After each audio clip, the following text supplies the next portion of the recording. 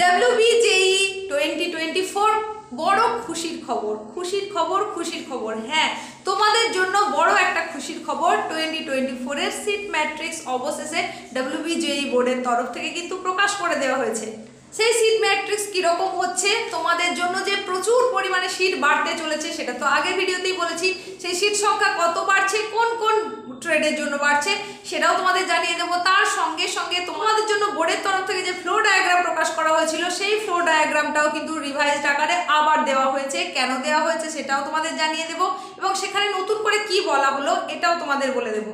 এই চলতি শিক্ষাবর্ষে অর্থাৎ 2024-25 এই শিক্ষাবর্ষে তোমাদের জন্য কিন্তু সিট সংখ্যা অনেকটাই বেড়ে যাচ্ছে। আর আমি আমার এই চ্যানেলের থ্রু দিয়ে তোমাদেরকে কিন্তু সেটা আগেই জানিয়ে দিয়েছি যে প্রায় 7,000 মতো আসন সংখ্যা কিন্তু তোমাদের বাড়ছে। আর সব থেকে যে চাহিদাপূর্ণ যে সমস্ত ট্রেডগুলো রয়েছে সেই চাহিদাযুক্ত ট্রেডগুলোতেই কিন্তু এই আসন সংখ্যা বাড়ছে। সুতরাং সেটা অবশ্যই তোমাদের কাছে বড় একটা খুশির খবর। হ্যাঁ, সিএসসি থেকে শুরু করে ইসিই এমনকি আইটিতেও কিন্তু এই আসন সংখ্যাটা বেশি পরিমাণে বাড়ছে। সরকারি কলেজে সামান্য মাত্রায় বাড়লেও বেসরকারি কলেজে কিন্তু এটা বাড়ার পরিমাণটা অনেক বেশি।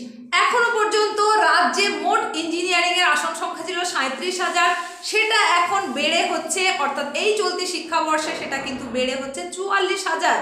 2024-এর সমস্ত WBJEE সফল ছাত্রছাত্রীদের উদ্দেশ্যে শিক্ষামন্ত্রী ব্রাত্য বসু মহাশয় বলেছেন, চাহিদার কথা মাথায় রেখে রাজ্য জয়ের সফল ছাত্রছাত্রীদের বিষয় নির্বাচন করতে হবে। আমরা আজ চতুর্থ শিল্প বিপ্লব অর্থাৎ ডিজিটাল বিপ্লবের যুগে বাস করছি।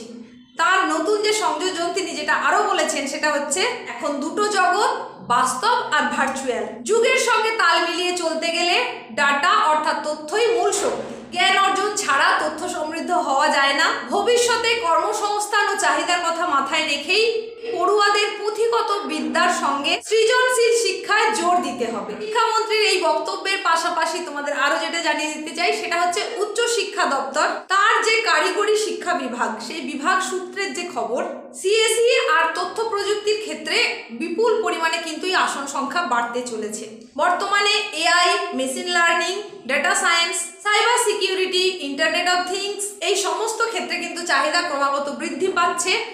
কারিগরি দপ্তরের সূত্র মারফত যে খবরটা সেখানে হচ্ছে বেসরকারি 56টা ইঞ্জিনিয়ারিং কলেজ আর 8টা বিশ্ববিদ্যালয়ে এই সমস্তগুলো অর্থাৎ AI, data science, internet of things, cyber security, machine learning এই সমস্তগুলোর ক্ষেত্রে চাহিদার জন্য সেখানে সিট বাড়ানোর জন্য আবেদন করা হয়েছিল।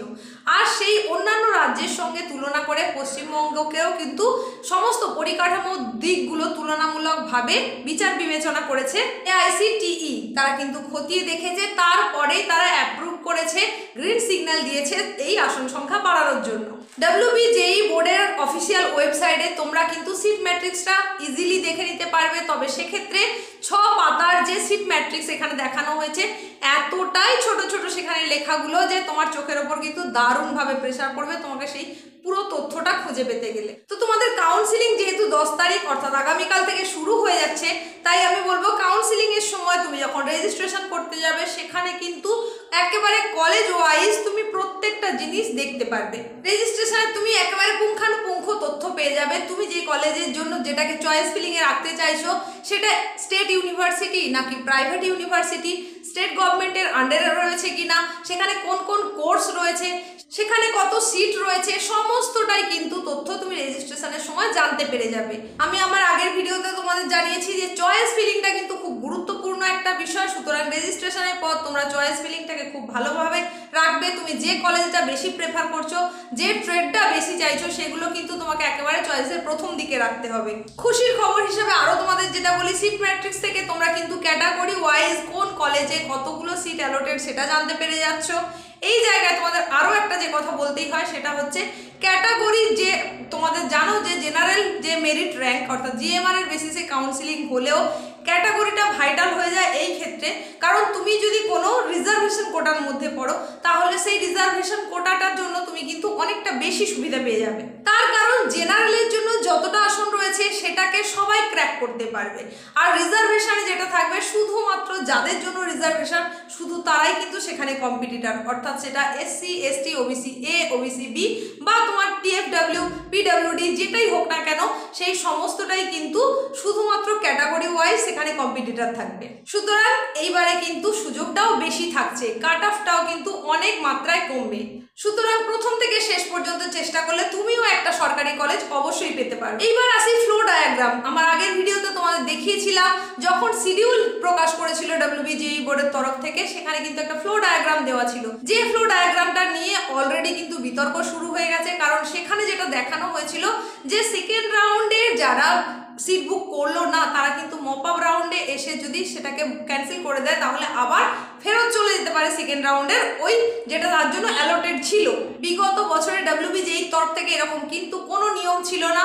এই বছর এই জায়গায় ডায়াগ্রামে একটু ভুল হয়ে গেছিল, তাই সেটাকে আবার নতুন করে রিভাইজড আকারে দেখানো হয়েছে। এখানে এই জায়গায় আমি রিভাইজড ফ্লো ডায়াগ্রামটা দেখিয়ে দিচ্ছি, তোমরা দেখে নাও কোন জায়গায় পরিবর্তন হয়েছে, তাহলে সেটা কিন্তু খুব সহজেই বুঝতে পারবে। এই ধরনের সমস্ত অথেন্টিকেশন আপডেট পেতে গেলে তোমাকে চ্যানেলের সঙ্গে থাকতে হবে। চ্যানেলে যদি তুমি প্রথম হয়ে থাকো তাহলে চ্যানেলটাকে সাবস্ক্রাইব করতে হবে, আর পাশে থাকা নোটিফিকেশন বেল আইকনটাকে অল করে দিতে হবে। ভিডিওটা যদি ভালো লেগে থাকে তাহলে অবশ্যই লাইক করতে হবে আর বন্ধুদের মধ্যে প্রচুর পরিমাণে শেয়ার করে দিতে হবে। আজকে ছিল এই পর্যন্তই আপডেট, খুশির খবর সমস্তটাই জানিয়ে দিলাম। সিট ম্যাট্রিক্স থেকে শুরু করে ফ্লো ডায়াগ্রামের যে বিতর্ক চলছিল সেটা সম্পর্কে জানিয়ে দিলাম। এরকমই গুরুত্বপূর্ণ আপডেট নিয়ে পরবর্তীতে আবার চলে আসছি। যেহেতু কাল থেকেই শুরু হয়ে যাচ্ছে কাউন্সিলিং প্রক্রিয়া, তাই প্রত্যেককে বলবো নিজের নিজের রেজিস্ট্রেশনের সঙ্গে সঙ্গে চয়েস ফিলিংটা খুব ভালো করে মনোযোগ সহকারে করার জন্য।